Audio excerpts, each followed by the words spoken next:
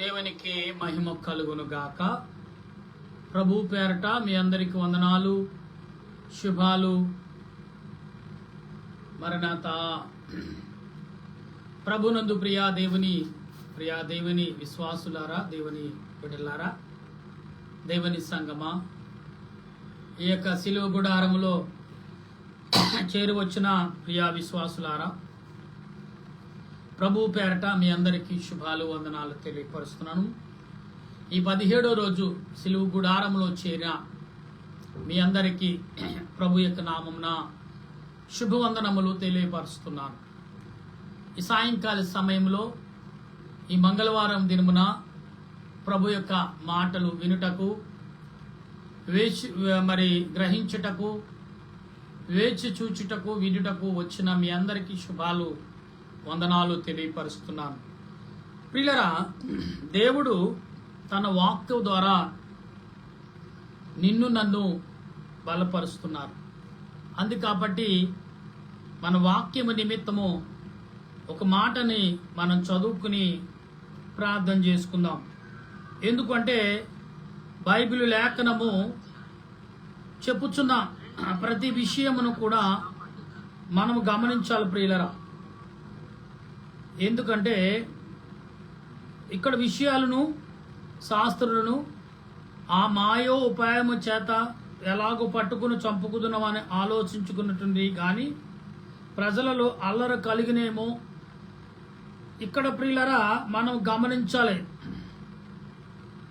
ఇక్కడ దేవుని వాక్యం మనము మార్కు సువార్త 14వ అధ్యాయము 48వ వచ్చును మనం చదువుతుండగా ఇక్కడ మనం గమనించాలి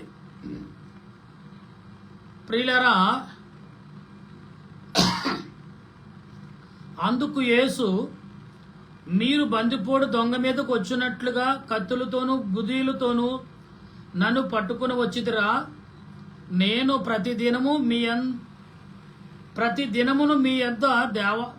ప్రతిదినము దేవాలయములో మీ యొద్ద నిలిచిన వాడిని కాదా? దొంగ వలె పట్టుకుందురు కదా. అంటే పట్టుకునుట.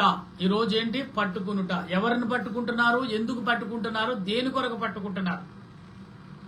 ఇలా కొన్ని పట్టుకునే విషయాల్ని చెప్పిన తర్వాత పాఠంలోకి వెళ్తారు. కొందరు పట్టుకుంటూ ఉంటారు. అసలే లోకంలో జీవితాన్ని పట్టుకునేవారు కొందరు. మరి కొన్ని రకాలు ఉన్నాయి, చాలా రకాలు ఉన్నాయి అనుకోండి. అయితే కొందరు వస్తువులు పట్టుకుంటారు, కొందరు డబ్బును పట్టుకుంటారు, కొందరు పుస్తకాలను పట్టుకుంటారు, కొందరు పెన్నులు పట్టుకుంటారు, కొందరు ఏంటండి ధనాన్ని, తర్వాత గ్రంథాలని పట్టుకుంటూ ఉంటారు. చిన్నప్పుడు ఏంటి అన్నప్రసాదం జరిగినప్పుడు అవన్నీ పెడుతూ ఉంటారు. అంటే పిల్లలు తల్లిదండ్రుల యొక్క భ్రమలో రూపంలో ఉంటారు కాబట్టి ఆ భ్రమను ఈ పిల్లవాడు ఫిలప్ చేయాలి. వాళ్ళు ఏదనుకుంటారో జరుగుద్ది అనుకోడు. నేను అనుకున్నాను, అందుకే నా కుమారుడు ఇది పట్టుకున్నాడు. ప్రియులరా, నిజమే, పట్టుకోవడం మంచిదే. దేవునిని వాక్యం ఏదైనా పట్టుకుని అది జరుగుతుంది అనుకోవటం మన భ్రమ. ప్రియులరా, మొదట దేవుడు మనం గర్భములో నుండి ఆ యొక్క 8వ నెల తర్వాత ఒక నెల లేకపోతే నెల ముందు మనం ఆ బిడ్డ గమనించే సమయంలో మనం ఏదైతే నేర్పుతున్నామో అదే నేర్చుకుంటాడు. తర్వాత బయటకు వచ్చిన తల్లిదండ్రుల్ని గమనిస్తూ అతడు ఎదిగి జీవితము ప్రతిదీ పట్టుకుంటూ నడుస్తాడు. మొదట భూమిని పట్టుకుంటాడు, తర్వాత తల్లిని పట్టుకుంటాడు, తర్వాత వస్తువులు పట్టుకుంటాడు. నడుస్తాకి తన నడకనికి గోడలను, కర్రలను, బళ్ళును, చిన్న చిన్న వస్తువులు పట్టుకుని లేవటానికి ప్రయత్నం చేస్తాడు మొదటి మనుషుడు. ఈ పట్టుకోవడం అనేది ప్రియులరా, మనుషులు చిన్నపిల్లల సమయంలో ఎలాగైతే పట్టుకుంటున్నారో పెద్దదిగా కూడా అదే రకంగా పట్టుకోమని ప్రభు చెప్తున్నాడు. ఈ పట్టుకున్నటనే పదములో దొంగవలే నన్ను పట్టుకుంటాకు వచ్చి బందిపోటు దొంగ పట్టుకున్నట్టు పట్టుకుంటాకు నా ఎతకు వచ్చారా అని అడుగంటే యేసు ప్రభు మరి బందిపోటు దొంగ కాదు, సామాన్యమైన ఒక మనుషుడు. అనగా సామాన్యమైన దేవుని కుమారుడైనప్పటికీ అక్కడ ఒక సామాన్య వ్యక్తిగా అతను మాట్లాడుతున్నాడు. ఒక సామాన్య వ్యక్తిగా అతడు ఉపదేశిస్తున్నాడు. ఇదేంటి మీరు బందిపోటు దొంగ పట్టుకున్నట్టు మీరు పట్టుకున్నారే నన్ను. బందిపోటు దొంగను పట్టుకున్నట్టే మీరు గుదిబండలతోనూ కత్తులతో కటారులతో కర్రలతో వచ్చారేంటి? నేను మీలో ఒకడినే కదా, సామాన్య మనిషినే కదా, నేను రాజును కాదు, ప్రవక్తన కాదు కదా, మీలో ఒకడిని, సామాన్యమైన మనుషుడిని తనకు తానుగానే ప్రకటించుకున్నాడు.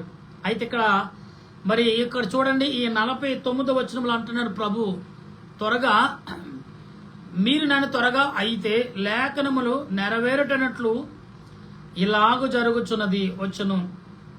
అప్పుడు వారందరూ, ప్రియులరా ఇక్కడ చూడండి ఏమంటున్నారు చూసారా?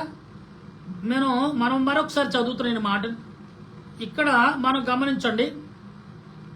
ఇలాగ జరుగుతున్న చెప్పి అప్పుడు వారందరూ ఆయనను, ప్రియులరా ఎందుకంటే ఈ మాటలు ఆత్మీయ విశ్వాసమైన మనం గమనించే ఆలోచన కలిగి మనం గమనించాలి.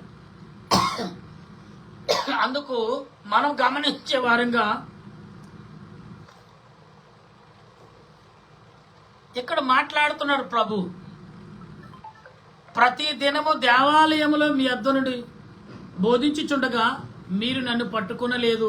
అయితే లేఖనములు నెరవేరినట్లు ఇలాగూ జరుగుచున్నది చెప్పు. ప్రియులారా ఎందుకంటే లేఖనము నెరవేరుట కొరకే యేసు ప్రభును పట్టుకున్నారు వాళ్ళు. కానీ ఎప్పుడు గ్రహించాడండి? ఆయన చెప్పిన తర్వాత గ్రహించాడు ప్రభు. వాళ్ళు దేవదేవుని యొక్క లేఖనములో ఒక పాత్రగా వాళ్ళు కూడా ఉన్నారు. ఎవరు? బందిపోటు దొంగలు. అన్న మొదట ప్రశ్నించాడు, అన్న గమనించాడు యేసు ప్రభువు నిమిత్తం. తర్వాత మొదట ఇస్కరియోత, తర్వాత బంటులు, తర్వాత బందిపోటు యొక్క బంటులు, తర్వాత అన్నా దగ్గరికి తీసుకెళ్ళి అన్నా పరిపాలన, అన్నా తర్వాత పిలాతు, వీళ్ళందరూ లేఖనంలో పాత్రలు పోషించేవారే. లేఖనమును దేవుడు ఏమైతే రచించాడో ఈ లేఖనాలన్నీ నెరవేర్చడం కొరకు ఎవరి కొరకంటే వీళ్ళందరూ పాత్ర పోషించింది ఎవరి కొరకంటే మనుషుడి కొరకు, క్రీస్తు యొక్క రక్తమును చిందించడం కొరకే. ఇది మాత్రం మనం బాగా గ్రహించుకోవాలి. ఎందుకంటే ఇక్కడ వీళ్ళని యేసుప్రభు ఏమన్నాడు, మీరు దేవాలయములో బోధించడం మీ మధ్యనే ఉన్నానే, మీ మధ్యనే కదా నేను వాక్యం చెప్పాను, మీ మధ్యనే కదా పరలోక విషయాలు బయలుపరిచాను, అప్పుడు ఎందుకు పట్టుకోలేకపోయారు, ఇప్పుడు ఎందుకు బందిపోటు దొంగను పట్టుకున్నట్టు పట్టుకుంటున్నారు అని ప్రశ్నించాడు. మరొకడు అంటాడు ఇక్కడ ఏమని, విడిచి పారిపోయాను. ఎప్పుడైతే యేసు ప్రభు నేనే అన్నప్పుడు యేసు ప్రభు విడిచి పారిపోయారంట. అంటే అంటే ఆయన ఎప్పుడైతే నేనే అన్నాడో ఆ యొక్క విషయం మనం ఒకసారి గమనించాలి. ఇక్కడ ఏమని ఉందంటే ఇక్కడ మనం ఆలోచన కలిగి ఉండాలి. ఏమని ప్రభు అంటున్నారు మనం గమనించినప్పుడు ఇక్కడ మనం గమనించగలిగి ఉండాలి. ఇక్కడ మరలా చదువుతున్నాను మీకోసం. ప్రతి దినము మీ దేవాలయంలో మీ అత్త బోధించుచుండగా నన్ను పట్టుకుని లేదు. అయితే లేఖనము నెరవేరినట్లు ఎలాగో జరుగుచున్నదని చెప్పి అప్పుడు వారందరూ ఆయనని విడిచి పారిపి, ఎప్పుడంటే లేఖనమును నెరవేర్చుట కొరకు అన్నాడు. ఆ మాట వినగానే వీళ్ళందరూ పారిపోయి. లేఖనం అంటే ఏంటి అంటే ఎప్పుడైతే లేఖనము నెరవేరుటకు కొరకే కదా ఇదంతా అన్న మాటకి వీరందరూ పారిపోయారంటే లేఖనం అంటే అప్పుడు యేసు ప్రభుని తర్వాత చుట్టూ వాళ్ళు ఏదో వింత చూశారు. నేనంటాను వింత కాదు, పరిశుద్ధమైన పరలోక పరిశుద్ధులందరూ కూడా యేసు ప్రభుని మీద పడి పట్టుకున్నప్పుడు వారు ఉలుక్కుపడే భూలోకానికి వచ్చేసారు. అక్కడే ఉన్నారు ఉలుక్కుపడి. వారి రూపాలు ఎవరు? బంటులు చూశారు. అందుకే పారిపోయేరి అన్నారు. అక్కడ రాసిపడింది పారిపోయేరి. అండర్లైన్ చేసుకోవాలి ఈ మాటను మనం. ఎందుకు పారిపోయారు? అక్కడ ఏదో చూడలేని చూశారు. ఆయన ఎదుట, ఆయన పక్కని, ఆయనతో పాటు ఆ శక్తిని, ఆ బలాల రూపాన్ని చూసి పారిపోయారని మనం చాలా మంది అక్కడక్కడ చూస్తూ ఉంటాం. ప్రియులరా, చాలా మంది ఈ యొక్క విగ్రహారాధకులు, విగ్రహములు ఆ సినిమాల్లో చూపిస్తూ ఉంటారు. వాళ్ళ యొక్క ప్రతిమ దేవుడు తోడుంటే ఆ ప్రతిమ ఎంత పెద్దగా ఉంటుందో చూపిస్తూ ఉంటారు. ఇది చెడ్డదైతే కాదు. దేవుడు ఆదరణ తోడుగా ఉంటే ఆ దేవుడు వారికి కనపడరు. కానీ వారి ముందున్న వాళ్ళకి, వారిని ఆ మనిషిని హాని చేయటానికి వచ్చిన వాళ్ళకి మాత్రమే ఆ రూపం చూసి పరిగెత్తిపోయిన వాళ్ళు, లేదా భయంకరమైన రూపాన్ని చూసి గుండాగిపోయిన వారు కూడా లేకపోలేదు. అటువంటిది ఏదైనా దృశ్యము ఈనాడు ఆ ఏదోను తోటలో వీరందరూ చూసారేమో అనుకుంటారు, అందుకే పారిపోయారు. ఇక్కడ ఏమంటున్నారు తర్వాత, ఆ దిగంబర శరీరం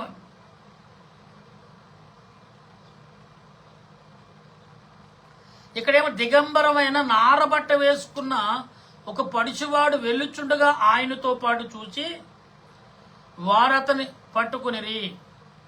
చూడండి, ఇక్కడేమో అతడు నారబట్ట, ఒక దిగంబరిగా ఉన్న వ్యక్తి నారబట్ట కట్టుకుని ఆ వ్యక్తి నడుచుచుండగా అప్పుడు అతను పట్టుకునిరి. అంటే యేసు ప్రభు వస్త్రాలు బలమైన వస్త్రములు లేక నారబట్ట, ఒక వ్యక్తి దిగంబరిగా ఉండి నారబట్ట ధరించి నడిచి వెళ్చుండగా ఆ వ్యక్తిని పట్టుకునిరి అనే మాటను 51లో కనబడుతుంది. ఇక్కడ ఏమంటున్నారు గురించి, దిగంబరుడై పారిపోయిను.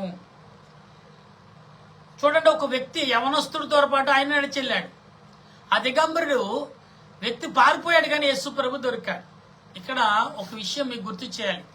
దిగంబరతుడు ఎవరు? యేసు ప్రభువా? కాదు, మనుషుడు దిగంబరిగా ఆ నారబట్ట కట్టుకున్న వ్యక్తిని కాపాడి యేసు ప్రభు అప్పగించబడ్డాడు. కనుక ప్రియులారా, ఈనాడు నీ పాపములు, నీ వ్యాధులు, నీ శిక్షలు, నీ యొక్క నోటు ద్వారా, క్రియల ద్వారా, తలంపు ద్వారా, ఆలోచన ద్వారా చేసిన పాప క్రియలన్నీ కూడా ఇవాళ యేసు ప్రభు నీవు ఏం చేస్తా, ఇవన్నీ కూడా నీ దేహాన్ని దిగంబరతనం చేస్తున్నప్పుడు అప్పుడు ఆయన నీకు వస్త్రాలు కట్టాడు. ఇది ఈ వాక్యం యొక్క విధానం. అప్పగించబడుట అంటే పట్టుకునుట అనే మాటకు అర్థం ఏంటంటే, నీ దిగంబరతనాన్ని పోగొట్టటకు ఆయన దిగంబరిగా మారటకు సిద్ధపడ్డాడు. ఏమండి, నీవు అంటగొట్టబడే సమయంలో ఆయన సిద్ధపడ్డాడు. నీవు కొరడాల తేలతో బందిపోటు దొంగ వలె పట్టుకోవలసిన నిన్ను పక్కన నెట్టేశాడు. ఆయన బందిపోటు దొంగ వలె వారికి కనపడ్డాడు. ప్రియులారా, ఈ ఉదయ కాలంలో అనేక సంబంధమైన విషయాలు ఆలోచన కలిగి ఉండొచ్చు, కానీ మనకు 48, 52, 51 వచనాలు, సుమారు 24 వచనాల్లో ప్రభు ఏమంటున్నారంటే, ఇక్కడ మనం గమనించాలి ఈ మాటని. ఒకసారి మరలా చదువుతున్నాం, గమనించండి. ఇక్కడ మనకి వారు అతను పట్టుకుని అతను నారబట్ట విడిచి దిగంబరుడై పారిపోయెను. వారు ప్రధాన యాజకు తీసుకుని పోయిరి. అంటే ఎవరిని పట్టుకుపోయారు?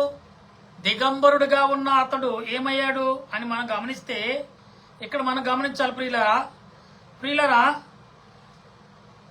నారబట్ట వేసుకున్న ఒక పడుచువాడు ఆయన వెంట వెళ్ళుచుండగా వారు అతనిని పట్టుకును. నారబట్ట విడిచి దిగంబరుడై పారిపోయెను. ఎవరు దిగంబరుడు పారిపోయాడు? ఈ వచనము కొద్ది సస్పెండ్ గా ఉంటుంది. ఎవరు దిగంబరుడిగా ఉండి పారిపోయాడు? యేసుప్రభువా? పట్టుకున్నది యేసుప్రభుని. యేసుప్రభు ఎవరిని వెంబడించాడు? దిగంబరుని వెంబడించాడు. సాతానుగాడా? ఇక్కడ దేవదాసయ్య గారు అన్నారు, దిగంబరుడు ఎవరో కాదు, మనుషుడే. ఆ దిగంబరుడిని పట్టుకుంటే ఇతడే అని గమనిస్తారని ఆ వస్త్రం లాక్కుని ప్రభు అతడిని వెలగొట్టి ప్రభు ఆ వస్త్రం లాక్కునే సమయంలో వీరిని పట్టుకున్నారు. అంటే లేఖనము నెరవేరట కొరకు యేసు ప్రభు ఒక పనిముట్టిగా, ఒక పాత్రగా మలచబడే సమయము ఆసన్నమైనదని మనం గమనించాలి. ఇవాళ మనం ఇస్కరియోదా గాని, ఈ బందుపోటు దొంగలు గాని, ఈ యొక్క బంటులు గాని, ఆ యొక్క నారబట్ట కట్టుకున్న ఆ యవనస్తుడు గాని పారిపోయినప్పుడు ఆ వస్త్రమును అప్పుడు యేసుప్రభు పట్టుకున్న ఆ దృశ్యం గాని, ఇదంతా లేఖనము నెరవేరట కొరకే యేసుప్రభు ద్వారా ఈ లోకములు యేసుప్రభు దేవదేవుడు కార్యము చేశాడని మనం గమనించాలి. ఈ మండల కాల దినాలు 18వ రోజున ఈ మంగళవారం సాయంకాలం పూట ప్రియులారా, మన ఈ లోకములు ఏం సాధిస్తా వచ్చాం, ఏం సమకూర్చుకుంటా వచ్చాం అంటే, ఆ మనుషుడు ఎవరు అంటే నేను అని ప్రభు దేవదాసయ్య గారు అన్నారు. నేనే, అందుకే మీ మధ్యన దాసుడిగా నిలిచిన ఆ యవనస్తుడు నేనే. ఆనాడు నన్ను గెంటి ప్రభు ఆయన ఆయన అప్పగించబడ్డాడని ఆయనగానే నిర్ధారణం చేసుకున్నారండి దేవదాసయ్య గారు. ప్రభువా, అప్పుడు ఆ యవనస్తుడును నేనై ఉండొచ్చు కదా అని ఈనాడు యవనస్తులందరూ కూడా దిగంబరిగా నారబట్ట కట్టుకుని నీకు విలువైన వస్త్రాలు ఇచ్చి ప్రభు ఆ వస్త్రం ఆయన తీసుకుని ఆయన దగ్గర ఉన్న వస్త్రాలు నీకు ఇచ్చాడు అనుకోవచ్చు కదా. ఇచ్చాడు కాబట్టి ఇలా సమృద్ధమైన వస్త్రాలతో మనం నిత్య అంగి వేసుకుని దేవుని యొక్క వాక్యమును బోధిస్తున్నాం. విలువైన వస్త్రాలతో మనం బోధిస్తున్నాం. ఆనాడు ఆ నారబట్ట ఆయన కట్టుకున్నాడు. యేసు ప్రభుని సిలువేసినప్పుడు నారబట్టే కట్టారు. ప్రియులారా, ఊదారంగు వస్త్రము అంగీగా తొడిగారు గాని అది మరలా తీసేసుకుని నారబట్ట ఆయనకు ఒంటి మీద మిగిలి ఉంది. యేసు ప్రభు సిలువ మీద మరణించిన తర్వాత కిందకి దించిన తర్వాత ఆయనకి చుట్టింది ఏంటంటే నారబట్టే. నారతో ఆనాడు నారబట్ట చాలా విలువనిది ఆనాడు కాలంలో. ప్రియులారా, మనం ఇక్కడ గమనించాలి. యేసు ప్రభు మాట్లాడుతున్న ఈ మాటలు మనం ఎందుకు ఆలోచనలోకి ఉన్నాం అని మనం గమనించినప్పుడు మన పట్టుకుని వచ్చితురా అన్నాడు. నేను ఇక్కడేమన్నారో కత్తులతోనూ గుదిలితోనూ తాళ్లతోనూ మీరు నన్ను పట్టుకుని వచ్చితురా. అప్పుడేమంటున్నాడు ఆయన, ఆల్రెడీ మీ కళ్ళ ముందు ప్రతిరోజు నడిచాను కదా, ప్రతిరోజు కనపడ్డానికి కొత్త మనిషిని పట్టుకున్నట్టు కనపడతారండి అంటే అప్పుడు ఆ బంటులకి అందరికీ ఆ వచ్చిన వారందరికీ కొత్తగా యేసు ప్రభు కనపడ్డాడు. అంటే ఆకార దినాన్న ఆకార సమయంలో మీ అందరికీ తెలుసు ప్రియులారా, ఈ లోకంలో కొన్ని బలులు ఇస్తాం మనం. ఇచ్చేవారు అప్పుడు పాతకాలంలో ఏమంటే ఒక గొర్రెని తీసుకునేవారు, మేకని తీసుకుని ఆ బొట్టి ఆ పిల్లలకి పెట్టేవారు, దానికి పెట్టేవారు. ఆ పంతులు గారు వచ్చి మంత్రాలు చదివి కదా పశు నీళ్ళు చల్లి ఆ అమ్మవారి దగ్గర తీసుకెళ్లి మీరు బలిచ్చేయండి, నరికేయండి, ఒకే ఏటగా తల బొండి వేరు వాడాలనేవారు. అంటే ఏమని, ఇదిగో ఓ దేవుడా, అప్పుడు పంతులు గారు చెప్పే మాటను సంస్కృతిలో, ఓ దేవుడా, ఇదిగో ఈ కుమారుడులో ఉన్న పాపములన్నీ ఈ జీవి మీద ఈ జంతువు మీద పెడుతున్నాను. కాబట్టి నువ్వు ఏర్పరిచిన ఒక ప్రతినిధిగా లేదా ఒక పండితుడిగా నేను మాట్లాడుతున్న ఆ మాటలు వింటున్నావు నాకు తెలుసు. గనుక ఇదిగో ఈ యొక్క జంతువుని ఈ కుమారుడు కొరకు, ఈ కుమారుడు యొక్క పాపక్రియల కొరకు రక్తమును చిందిస్తున్నాడు. కాబట్టి ఈ రక్తాన్ని స్వీకరించి కుమారుడిని దీవించమని పంతులు గారు మాట్లాడి వెళ్ళిపోతాడు ఆ మంత్రాలు చదివి. అప్పుడు వీళ్ళు ఏం చేస్తారు, చక్కగా నరికి 2 ముక్కలుగా చేసి దాని శరీరం పేగులు ఆ చాల్తీలన్నీ పక్కన పెట్టి మరి అన్ని ఏం చేస్తారు, అసలే నరికిన దానిని మరలా వీళ్ళు భుజించకూడదు. అసలు లెక్క బలిచ్చిన దాన్ని భుజించకూడదు. కానీ ఆనాడు ఏదైతే మీరు బలిచ్చారో దాన్ని తినమని దేవుడు అన్నాడు. కాబట్టి ఇవాళ ఇశ్రాయేలు ప్రజలు అనుసరించింది ఆనాడు ఐగుప్తు నుంచి బయటకు వచ్చినప్పుడు వీళ్ళు ఏదైతే భుజించారో వీళ్ళు కూడా అదే భుజిస్తున్నారు. అంటే ఏంటి, శాపాలు గాని దేవుని ఉగ్రత గాని రాకుండా ఉండాలంటే దేవుని నామములో ఒక బలిచ్చి ఆ బలి ఇచ్చిన మాంసం మనం కాల్చుకుని తిన్నప్పుడు దేవుడంట ఆ రక్తం కింద ఉంటుంది కదా, అప్పుడు ఆ భూమి ఆ రక్తం ఆ జీవ ఏ ప్రాణి రక్తం అయితే భూమి మీద ఉంటుందో ఆ ప్రాణి అంటుందంట, ఓ దేవుడా, ఇదిగో నీ పిల్లల కొరకు నేను ఇక్కడ ఉన్నాను, నన్ను బలిచ్చారు, ఇదిగో నా రక్తం ఇక్కడ ఉంది, కాబట్టి ఇదిగో వారు బలి చేయకు, ఇదిగో నేను వారి కొరకు బలి అయిపోయాను, కాబట్టి నన్ను చూసు, నీ పిల్లలైన వారిని రక్షించు అనే మాటను ఆనాడు నోరులేని జీవి కూడా మాట్లాడుతుందని దావదాసయ్య గారు చెప్పారు. అందుకే మనం కొరకంటే బలిచ్చేటప్పుడు ఇప్పుడు యేసు ప్రభు వచ్చిన తర్వాత గొర్రెల రక్తము గాని, మేకల రక్తము గాని, కోళ్ల రక్తము గాని, పశువుల రక్తము గాని కార్చే పని లేకుండా అందరి కొరకు ఏం చేశాడు, రక్తము కార్చాడు. ఎవరు ఈ లోకంలో బలి అవటానికి వీల్లేదు, అందరి నిమిత్తం నేను బలవుతున్నాం. ఆదిలో అబ్రాహాము కుమారుడు నిమిత్తం నేను బలయ్యాను, ఇప్పుడు మీ అందరి కొరకు మరొకసారి బహిరంగంగా, అప్పుడు రహస్యమందున్న అబ్రాహాముకు ఇసాకు మాత్రమే తెలుసు ఆ బలి, కానీ ఇప్పుడు ప్రపంచమంతా సృష్టి అంతా యావత్తుగా చూచినట్లంటే మనిషికి ఇద్దరికి మాత్రమే కనపడింది, ఆనాడు సృష్టి అంతా చూసింది. కానీ ఇప్పుడు మాత్రం బహిరంగ దేవుని కుమారుడు ఎవరి కొరకండి ఎవరు రక్తం కార్చడానికి వీల్లేదు. కాబట్టి ఇదిగో మీ యావత్తు సృష్టి కొరకు నా తండ్రి లేఖనము నెరవేర్చుటకు ఆయన రాతను కొట్టివేట కాకదు దానిని నెరవేర్పులో తెచ్చుటకు నేను బలైపోతున్నానని యేసు ప్రభు చెప్పినట్టుగా ఈరోజు కార్యములు ప్రతి సంవత్సరం ఈ సిలువ జానాలు జరుగుతున్నాయి. ఇక్కడ మీకు సంగతి తెలుసు, 2-3 ఏళ్ల నుంచి అటు ముస్లిమ్స్కును క్రైస్తవులకు ఒకేసారి వస్తుంది.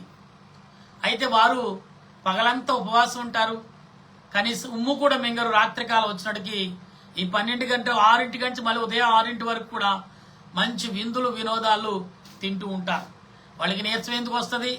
ప్రియుల ఉపవాసం అంటే వాళ్ళు ఎక్కరించట్లేదు, కానీ వారి యొక్క సిద్ధాంతం అది. ఏ మతాన్ని కానీ ఏ కులాన్ని కానీ ఏ మనిషిని కానీ దూషించవద్దు, దేశించవద్దు, పైగా చర్చించే అధికారం నీకు లేదని బైబిల్ లేఖనం చెప్తుంది. బైబిల్ లేఖనము ధర్మాన్ని బోధిస్తుంది, ధర్మ సత్యాన్ని నడిపిస్తుంది, ధర్మాల్లోనే నిన్ను జీవింపచేస్తుంది. ఆ ధర్మాన్ని మనం అనుసరించి జీవించగల కృపను పరిశుద్ధాత్మ దేవుడు ఈ దినమున ఈ రోజున ఈ సాయంకాల పూట ప్రభు నీ కొరకు నా కొరకు బలిగా సిద్ధపడి ఆ నారబట్ట నీ మీద ఆయన మీద వేసుకున్నాడు, ఆయన వస్త్రాలు నీకు ఇచ్చాడని ఈ మాటను అనేక రకాలుగా దేవదాసయ్య గారు చెప్పారు. యవనస్తుడు ఆ వస్త్రాలు విడిచిపెట్టి పారిపోయాడు అనే మాటను అది నేనే అని ఎవరికి వాళ్ళు అనుకుని నా కొరకు ప్రభు అడ్డపడ్డాడు. నన్ను పట్టుకోవాల్సిన వారు అంటే ఆ యవనస్తుడిని పట్టుకోవాల్సిన వారు యేసు ప్రభుని పట్టుకున్నారు. కాబట్టి యవనస్తుడు కాపాడి యేసు ప్రభు వారి చేతికి చిక్కాడు. యేసు ప్రభు కార్యం చేయలేకదు, కానీ తండ్రి యొక్క మాటను నెరవేర్చుటకు లేఖనం రాతను ఫిలప్ చేయటకు ఆయన ఈ కార్యం చేశాడనేది నమ్మి ఉండాలి. అటువంటి ఆలోచన పరిశుద్ధాత్మ దేవుడి 18వ రోజు మంగళవారం సాయంకాలం పరిశుద్ధాత్మ దేవుడు మీ తోడు ఉండి బలపరిచి దీవించును గాక. ఆమె ప్రార్థన చేసుకుందాం. దయాళుడా, ప్రేమామయుడా, కరుణామయుడా, వందనాలు తండ్రి. ఇదిగో ఈ సమయంలో నా దేశ ప్రజల కొరకు, నా ప్రపంచ ప్రజల కొరకు 140 కోట్ల ప్రజలు పైబడి ఉన్నారు.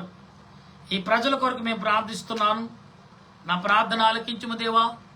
ఈ ప్రజల యవనస్తుల కొరకు, ఈనాడు మానవుల కొరకు నారబట్ట కట్టుకున్న మమ్మల్ని విలువైన వస్త్రాలు ఇచ్చి ఆ నారబట్ట నువ్వు ధరించావు ప్రభా. కాబట్టి నీ కొందనాలు. అందుకే పట్టుకునుట అప్పగించుట అనే మాటను మీ ముందు నేను మాట్లాడుచున్నాను. దీనుడే నా చేత మాట్లాడించిన దేవా. ఈ 140 కోట్ల ప్రజలు, 850 కోట్ల ప్రజల భూమి మీద నివసిస్తున్నారు. ఏదో ఉజ్జాయింపని చెప్పి ఉండొచ్చు, ఇంకా ఉండొచ్చు ప్రభా.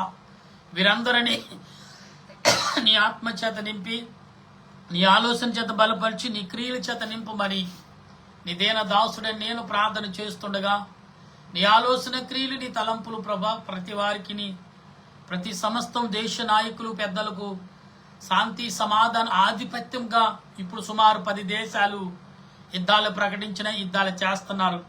చాలా మంది చనిపోతున్నారు ప్రభా. ఎందుకు చనిపోతున్నారు, దేని కొరకు చనిపోతున్నారు? కారణం లేకుండా సమాధి చేయబడుతున్నారు, భూస్థాపన చేయబడుతున్నారు. ఎందుకు ప్రభా? ఇది మనుషులు పుట్టుకు మరణించుట కొరకేనా? మనుషులు పుట్టుక నాశనము కొరకేనా? మనుషులు పుట్టుక ఆధిపత్యం కొరకేనా? మనుషులు పుట్టుక బలవంతుల కొరకేనా? మనుషులు పుట్టుక నాయన అధికారుల కొరకు బలైపోవటమే ప్రభా. దేవా, లేదు, బలవకుండా అది నాడు నువ్వు బలయ్యి నేను మీ కొరకు బలవుతున్నాను, మీరు ఇక బలవక్కర్లేదు, నా తండ్రి రాజ్యంలో మీరు చేరవలసినారని ఒక మంచి వాక్యమును, మంచి నిదర్శనమును పలికిన వాడు యాను తండ్రి. బైబిల్ ఎరిగిన వారు పండితులుగా నీ నామములో నైనా మరి అధికారులుగా నియమించబడిన వారు ఈనాడు ఆధిపత్యం, ఒక పట్టణాన్ని, ఒక దేశం కొరకు, ఆధిపత్యం కొరకు పరిపాలించుటకు ఇదిగో నీ రాకడ సమయంలో అబద్ధ ప్రవక్త తండ్రి ఒక స్థలంలో నిలబడి నేనే రాజును, నేనే సమస్తమని ప్రకటించే రోజు వస్తుందా అంటే వచ్చిందా అని సూచనలు కనబడుతున్నాయి ప్రభా. దేవా, నీ బిడ్డలైన వారిని కాపాడి నీ రాజ్యములో చేర్చి బలపరచమని, ఎందరైతే నీ పాదములు ఎదుట నేను సిలువ గుడారంలో మొరపెట్టి కన్నీరు కారుస్తున్నారో, ఆకలి కొరకు కొందరు, కుటుంబాల కొరకు కొందరు, బిడ్డల కొరకు కొందరు, దేశాల కొరకు కొందరు, గ్రామాల కొరకు కొందరు, కుటుంబాలు జీవితాలు కోల్పోతూ ఏడుస్తూ నీళ్లు మంగుతూ గాలి మింగుతూ బ్రతుకుతున్న కుటుంబాలు ఎన్నో ఉన్నాయి. దేవా, కరుణించయ్యా, కాపాడయ్యా. శాంతి సమాధానము నీ రాకడ సూచన అయితే మనిషికి గుండె ధైర్యం ఇవ్వండి, బలాన్ని చేకూర్చి సమస్తమును సమస్త వాటిని దీవించి ఆదరించి నా దేవుడు నేను విడిచిపెట్టలేదు, నా దేవుడు నాకు తోడై ఉన్నాడని నా దేశ ప్రజలు, ప్రపంచ దేశ ప్రజలకు ఆరోగ్యము, ఆయుష్ను, సంపూర్ణతను కలగజేసి నడిపించమని మా ప్రభువును రక్షకుడైన యేసుక్రీస్తు యొక్క దివ్యమైన నామములు అడిగి ప్రార్థన చేయుచున్నాను మా పరమ తండ్రి, ఆమేన్. మా పరమ తండ్రి నామను పరిశుద్ధపరచునగా, నీ రాజ్యం వచ్చునుగాక, నీ చిత్తం పరలోకమందు నెరవేరినట్లు భూమి అందు నెరవేరిన గాక. మా వందరం మాకు దయచేయం. మళ్ళీ ప్రార్థన చేసిన వారిని క్షమించిన ప్రకారం మా ప్రార్థన క్షమించు, శోధనగా తప్పించము. రాజ్యము, శక్తి, మహిమ నిరంతర నీవు నావు తండ్రి, ఆమేన్. యేసు రక్తమే జయము, అపవాదికి లయం. ప్రవేశ రక్తమే జయం, అపవాదికి లయం. ప్రవేశ సంపూర్ణ విజయం, అపవాదికంతక నాశనం. హల్లెలూయా, హల్లెలూయా. స్తోత్రం, స్తోత్రం. ఆమేన్, ఆమేన్, ఆమేన్. మన తండ్రి అయిన దేవుని ప్రేమ, త్రియేక దేవుని కృప, పరిశుద్ధాత్మిక అన్యోక జీవితం ఇప్పుడు ఎల్లప్పుడు సదా తోడుగా ఉండి ఆయన రాకడకు సిద్ధపరచును గాక. ఆమేన్, ఆమేన్, ఆమేన్. మీ అందరికి వందనాలు. మరణాత.